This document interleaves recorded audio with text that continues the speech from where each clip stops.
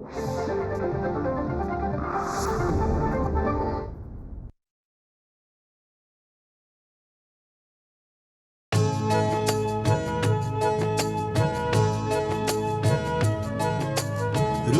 स्पंदन ठेवून नाती नूतन नित्य गुंफते ती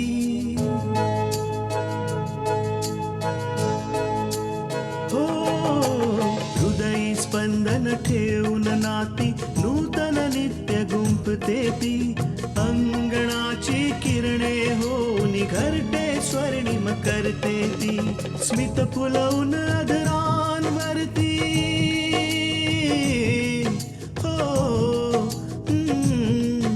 स्मित फुलवून अधरांवरती वेदनेत सुख देते ती लेक वहिनी आई होऊन जीवन आभा होते ती सुकन्या सुकन्या सुकन्या आमच्या कन्या.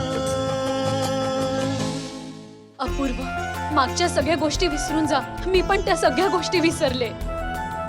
विसरून जाऊ? कसं विसरून जाऊ मी? सांग ना, कसं विसरू? हा तर खूप मोठा अनर्थ झाला.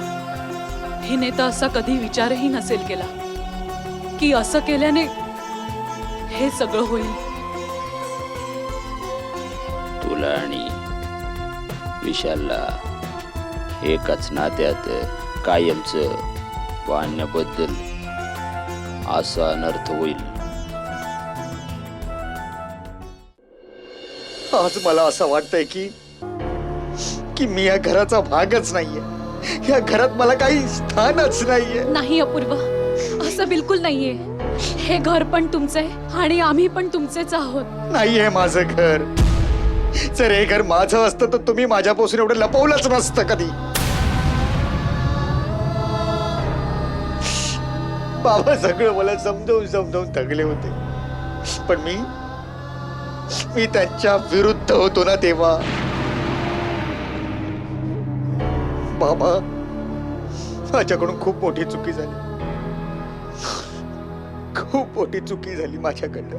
अपूर्व, मला माहित आहे की सत्य समजल्यावर तुमच्या मनाला खूप दुःख झालंय, पण माझ्यावर विश्वास ठेवा. मी सुरुवातीला तुम्हाला ही गोष्ट सांगण्याचा प्रयत्न करत होते, पण तुम्ही माझं म्हणणं ऐकलंच नाही. आणि मग काही दिवसांनंतर मी पाहिलं की आई पूर्णपणे बदलले आणि त्यांनी मला आपली सून मानले आणि माझा मनापासून स्वीकार केलाय. तेव्हा मी विचार केला की आईंच्या बद्दल किंवा झालेल्या गोष्टींच्या बद्दल बोलण्यात काहीही अर्थ नाहीये. अर्थ आहे तृष्णा, अर्थ आहे. मी तुझा पती आहे. पती होण्याच्या नात्याने मला सगळं काही खरं जाणण्याचा अधिकार होता, पण तू देखील माझ्यापासून लपवलंस. काहीच नाही सांगितलंस तू मला. अपूर्व, तुम्ही मला माफ करा ना. मी तुम्हाला वचन देते की यापुढे मी तुमच्यापासून कोणतीच गोष्ट नाही लपवणार. मी वचन देते की मी सगळं काही खरं खरं सांगेन, पण ही वेळ हे सगळं बोलायची नाही. सध्या आईला तुमची आणि तुमच्या सोबतीची खूप गरज आहे. तृष्णा, आज मला आईच्या बाबतीत काही ऐकून पण नाही घ्यायचंय आणि तिच्याबद्दल काही बोलायचंय.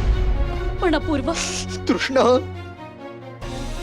मीच माझ्या बाबांना नाही हरवून बसलोय, मी माझ्या आईला पण हरवून बसलोय, अगदी कायमची.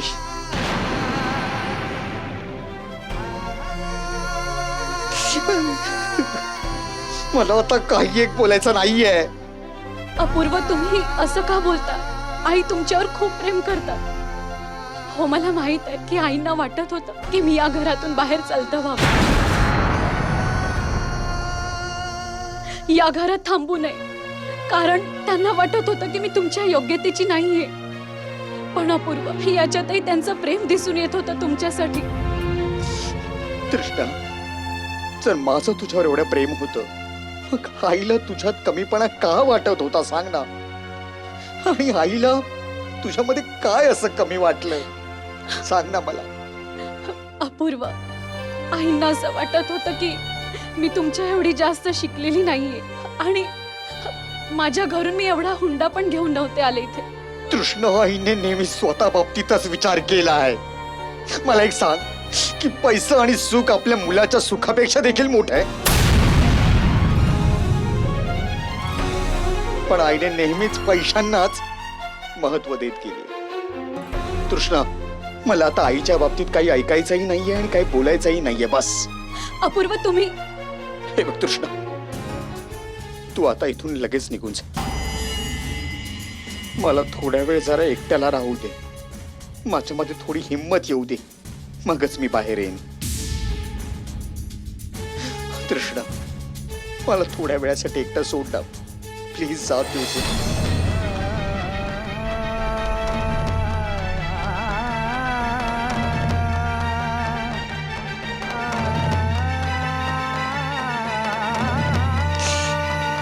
बाबा, बाबा मला माफ करा. मला माफ करा बाबा. मला माफ करा बाबा.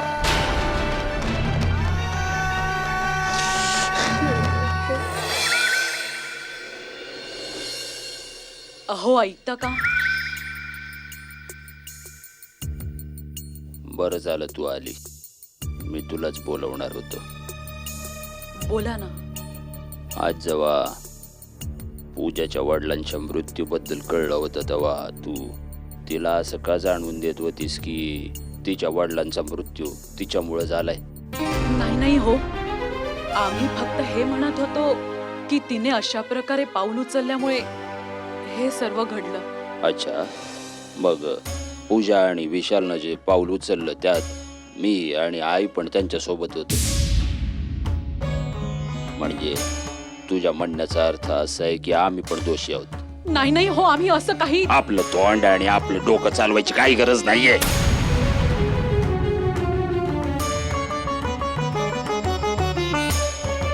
मान्य आहे की विशालच्या लग्नानंतर तू सासू झाली आहेस, पण आजही तुझ्यासाठी या घरात तीच जागा आहे जी पूर्वी होती.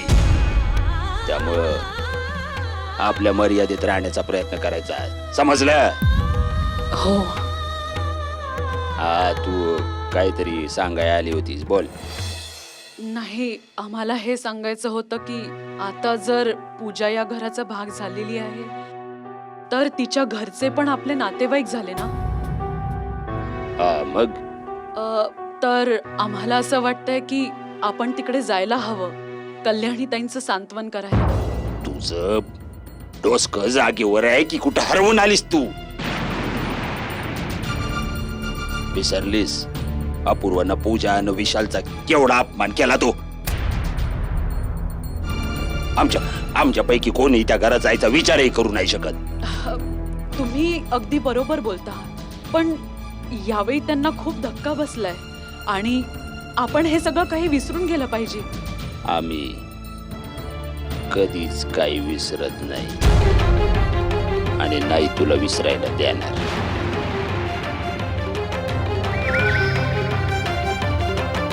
आपल्या इथनं त्या घरात कोणी बी नाही जाणार, समजलं? हो, पण हा जर तुला पाहिजे तर तू त्यांच्या बरोबर फोनवर बोलू शकतीस. या गोष्टीची परवानगी आम्ही तुला देतो. हो, ठीक आहे.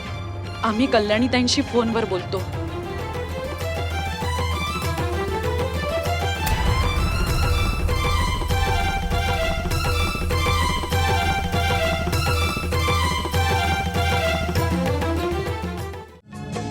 सुकन्या आमच्या कन्या.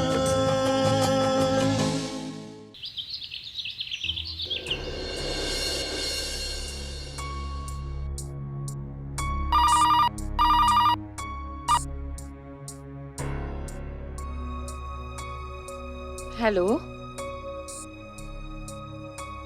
काय काय सांगतेस तू तृष्णा?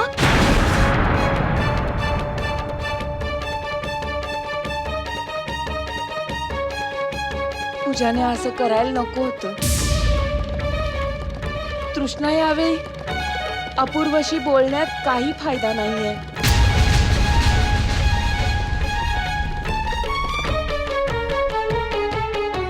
तू फक्त कल्याणीताईंची काळजी घे. सगळं काही नीट होईल बेटा.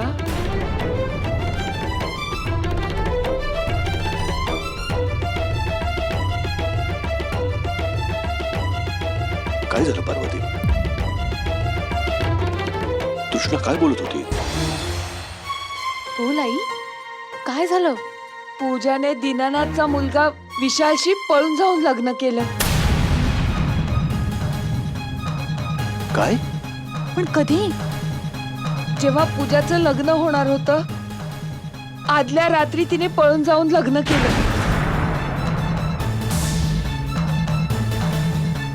आणि याच धक्क्याने भुवनेश भाऊसाहेबांचा मृत्यू झाला.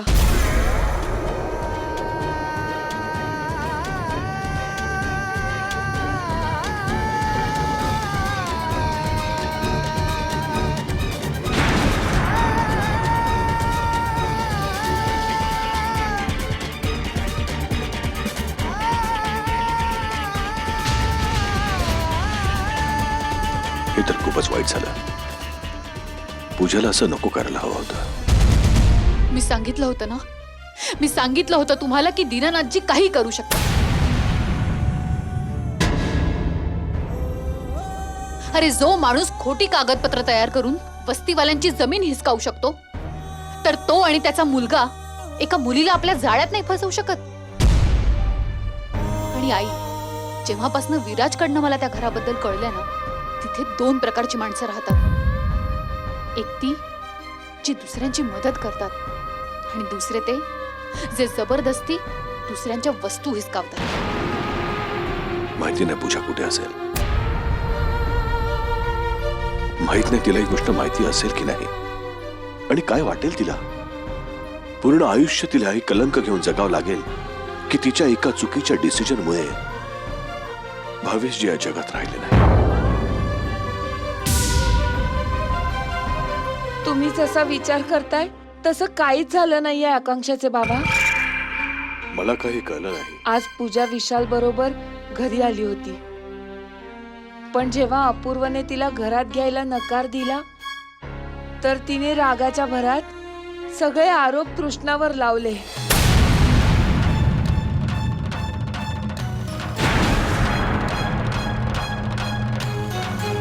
की ती आईला ब्लॅकमेल करत होती, आणि ही गोष्ट जेव्हा भाऊसाहेबांना कळली, तर त्या धक्क्याने भाऊसाहेब गेले.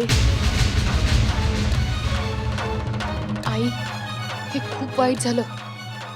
जर पूजाच्या या बोलण्याने परत ताई आणि जिजूंमध्ये काही प्रॉब्लेम झाला तर? इतक्या मुश्किलीने दोघं एकत्र आले होते. नाही बेटा, पण असं नाही झालं. अपूर्वने पूजाला साफ नकार दिला. अपूर्व म्हणाला की या घराचे दरवाजे तुझ्यासाठी कायमचे बंद झालेत.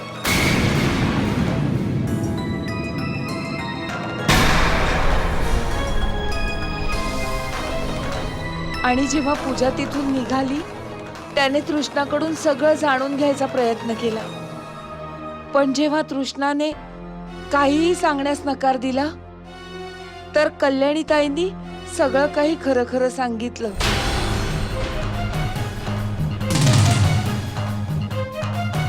कल्याणीताईंनी सांगितलं की त्यांनी कधीच तृष्णाला सुनेच्या स्वरूपात स्वीकारलं नव्हतं, आणि तिला घरातून हाकलण्याचा खूप प्रयत्न केला.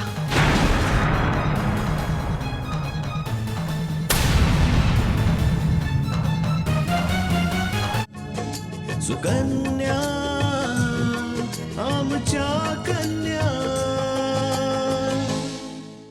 आणि तिला घरातून हाकलण्याचा खूप प्रयत्न केला.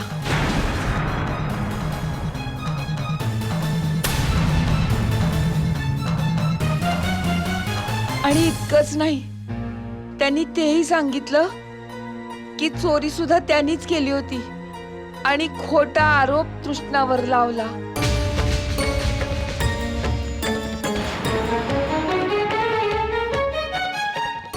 हे सगळं कळल्यानंतर अपूर्व त्याच्या आईवर खूप रागावला, आणि त्याचबरोबर तृष्णावर सुद्धा रागावला. तो तृष्णाला म्हणाला की ह्या सगळ्या गोष्टी तुम्हाला आधी का नाही सांगितल्यास. आता परिस्थिती अशी आहे की अपूर्व त्याच्या आईशी बोलत नाहीये. हे देवा, पूजाने हे काय केलं. पूजा पहिल्यापासून अशीच होती आई. ना तिला नाती जपता येतात ना मोठ्यांचा मान ठेवता येतो. जे काही हो आकांक्षा, पण पूजाने त्या विशाल बरोबर लग्न करून खूप मोठी चूक केली. त्या दीनानाथचं कुटुंब खूपच खतरनाक आहे. माहित नाही ते पूजा बरोबर कसा व्यवहार करतील. नाही बाबा, दीनानाथजी पूजाला काहीही त्रास देणार नाहीत. कारण पूजाच्या अशा कृत्याने जेजूंचा पुन्हा एकदा अपमानच झालाय. आपण कोणाही बद्दल वाईट चिंतू नये. त्याच्यासोबत जे होईल ते त्याचं नशीब.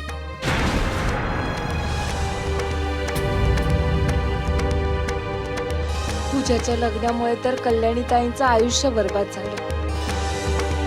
नवऱ्याची साथ तर सुटलीच आणि त्याचबरोबर मुलगाही त्यांच्या विरोधात गेला.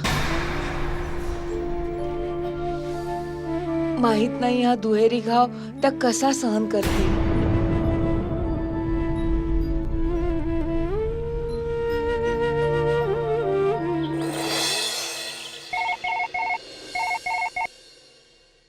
हॅलो, आम्हाला कल्याणीताईंशी थोडं बोलता येईल का? हो, तुम्ही कोण? आम्ही शकुंतला बोलतोय, विशालची आई. नमस्कार काकू. नमस्कार, मी तृष्णा बोलते. मी त्यांना फोन देते. आई,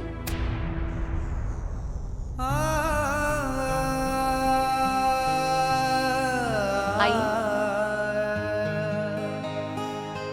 आई, शकुंतला काकूंचा फोन आहे. त्यांना तुमच्याशी बोलायचंय.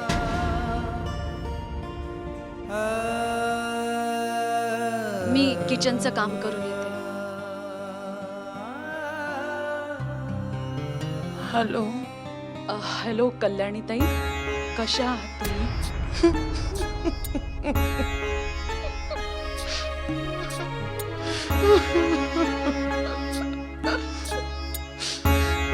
ताई, तुम्ही रडू नका. नशिबात लिहिलेलं कोण टाळू शकतो? माहितीये ताई, काय करू पटतच नाहीये मनाला. असा धडधाकट माणूस डोळ्यांच्या समोरून निघून जातो. कसं समजावं मी स्वतःला. आम्ही समजू शकतो हो कल्याणीताई की तुमच्या मनाची काय अवस्था असेल.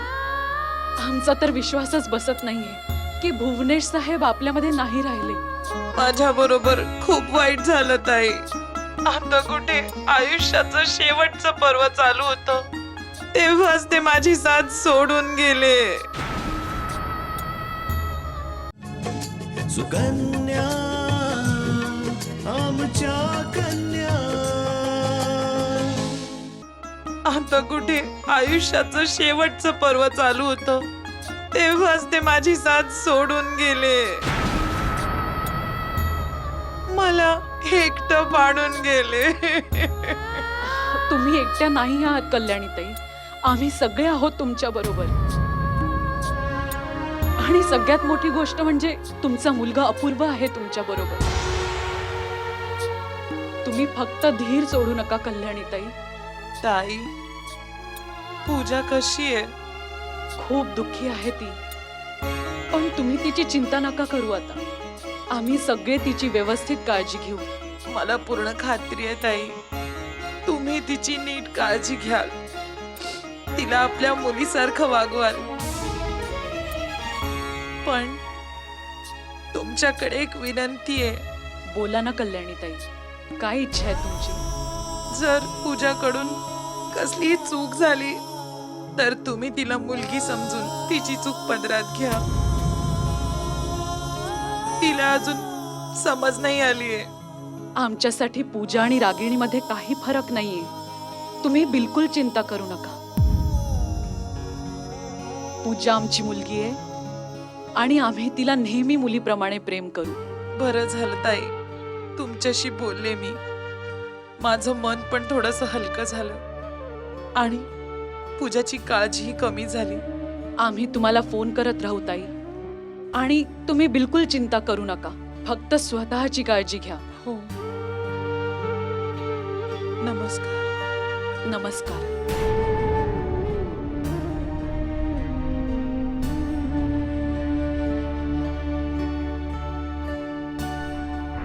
आई आई असं रडत राहिल्याने गेलेली माणसं परत नाही येत. तुम्ही बाबांच्या चांगल्या गोष्टी आठवल्या पाहिजेत. कसली आठवण काढू सुनबाई. मी त्यांना कधी सुख दिलंच नाही. आयुष्यभर कुरबुरी करत बसले. आणि जेव्हा मला कळलं तेव्हा तुझे बाबा मला सोडून निघून गेले होते. आई तुम्ही अशा प्रकारे मागे वळून पाहिलात तर तुम्हाला दुःखच होईल. तुम्हाला कमीत कमी या गोष्टीचं बरं वाटायला हवं की शेवटच्या क्षणी का होईना पण बाबा तुमच्या बरोबर होते, सुखी होते, समाधानी होते. नाही सुनबाई, तुला माहित नाहीये की त्या आपल्या इच्छा अधुऱ्या ठेवून आपल्याला सोडून गेली आहेत. त्यांना हवं होतं की पूजाच्या लग्नानंतर मी त्यांच्या बरोबर बाहेर फिरायला जावं, त्यांच्या बरोबर वेळ घालवावा. पण माझ्या नशिबात हे सगळं नव्हतंच मुळी.